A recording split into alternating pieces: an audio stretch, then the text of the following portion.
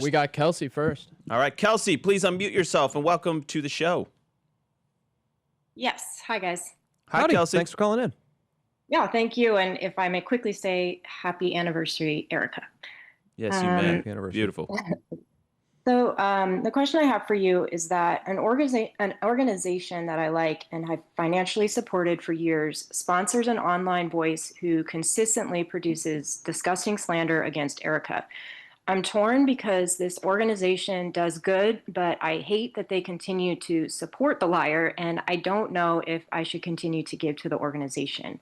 What might Charlie say about the moral ambiguity in this situation? Or is there something about how show sponsors work that I'm unaware of as a listener that could bring peace of mind that my money goes to the work of the ministry and not the pockets of who I believe to be an evildoer?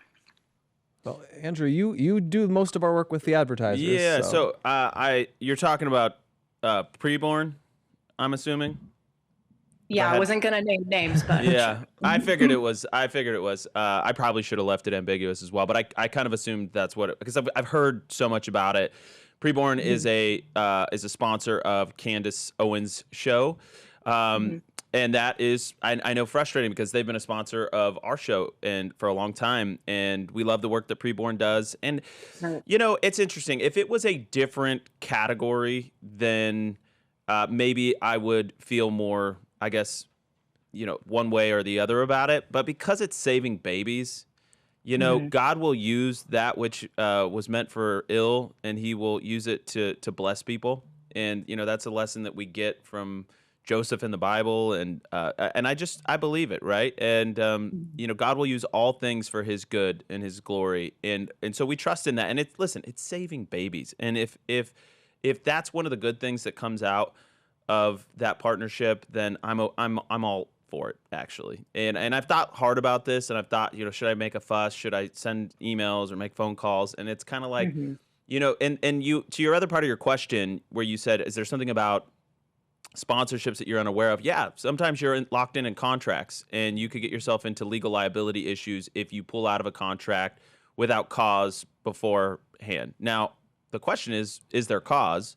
I would venture to guess, yes, there is. But if you're locked into contractual terms, the easiest option is probably just to continue on.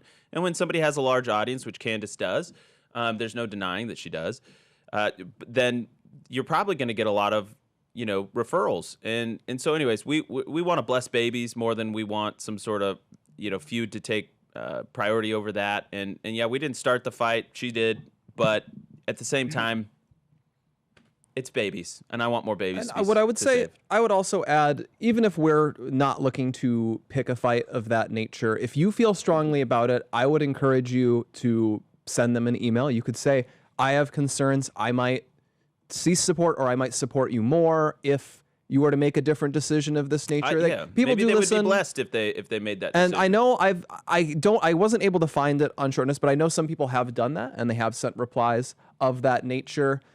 Basically saying, you know, we have contractual relationships. We do hear from people about this. They're pretty frank, and they do. I think in their letter they mention, you know, our chief goal is saving babies, and we try to avoid wading into fights of that nature. And I think that's a very good Christian point of view for them to take. Yeah. And again, if it was a different category, I'd probably be more upset because, like I said, they do sponsor this show, and we're grateful for their sponsorship. And that's not why I'm saying it. If by the way, if I had a moral objection to one of our sponsors, we would have no problem being like, hey, this partnership is done. But again, it's saving babies, and that's a huge thing. And so, and they do a great job, by the way. They do a really good job. And they've really embraced technology and lead gen to find these moms, to work with the clinics, to get where they're at in these urban cores a lot of times, where a lot of other groups just simply aren't equipped to go. They don't have the resources to go. They go where it's hardest. They go where it's legally fraught. And so I'm really proud of our relationship with them, and Dan does a great job with that organization. So in general, I get your concern. In this case, I put that aside because the mission is too critical. So great. I hope Thank that you so answers much. your question. Yep. Thank you. Who's next? All right, we got Anthony. Anthony's back. Our boy Anthony. Welcome back to the show. Thanks, guys. How y'all doing? We're doing lovely. Yeah, it's a great day. That's good. Hopefully Andrew won't be doing good come Monday when my Braves beat his Dodgers. Well, listen, Braves are the really good this the year. bats are coming back to life for us. So they went sleepy for a I little will while. say the Cubs have Yeah, the best but record The in Cubs. baseball. Cubs Look, have can the we best talk about record in baseball. the Cubs? Yeah. I've gone on this home winning streak that's just insane, and they about lost a couple times. They pull it out right at the Yeah. end, almost like Game 7 I of the know. World Series when Miguel Rojas hit that home run. We were down one with We one out, just and he lost was our our 9 first hitter. series. What's that? We lost our first series to the Mariners. We were 10-0-1 in series this season going into Seattle. Yep. So- Well, listen, the Braves have a lot of talent. I'm not a huge fan of Atlanta in general. I think it's got too much traffic, too much corruption. They run elections like they're a bunch of Somali pirates, but whatever. Continue. What's your question, Anthony? All right, so my question's this. So what we just saw in Indiana with the state primaries, do you think that's going to send a shockwave through the rest of the GOP, not like at every single level now, but like, hey, we've allowed you career Republicans to be in office for X amount of years at every level. You've now really haven't been working for the people. The people are upset, and now we're just going to primary you, get you out. Do you think they're going to start listening to this, or are they just going to push it to the side like, well, this is just a little bit of a speed bump type thing?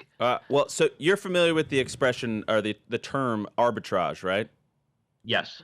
I think what happened in Indiana was this arbitrage opportunity that has been missing from our formula on the conservative side because we focus so much on swing states and getting swing races Correct. over the finish line. And so what would happen is you'd get like these really conservative, dynamic people out of these swing districts because we were putting all these resources into candidate recruitment and base turnout.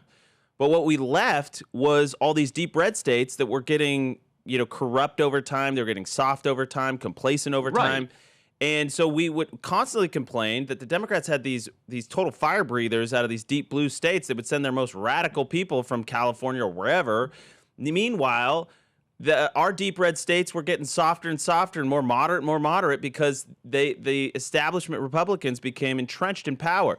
The arbitrage comes when you realize you can primary these people and the voters are deeply unsatisfied with their product, their work product.